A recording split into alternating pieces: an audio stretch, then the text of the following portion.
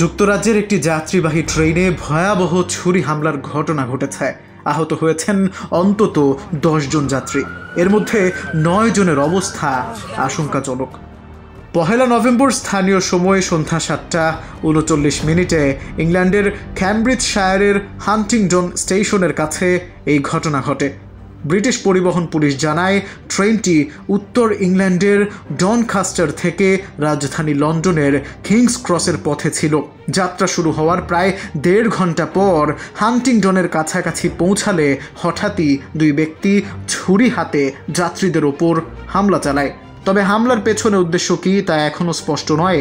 ব্রিটেনে সাম্প্রতিক সময়ে জনসমাগমে হামলার ঘটনা বাড়ছে, আর এই ট্রেন হামলা সেই আতঙ্ককে আবারও সামনে নিয়ে এলো।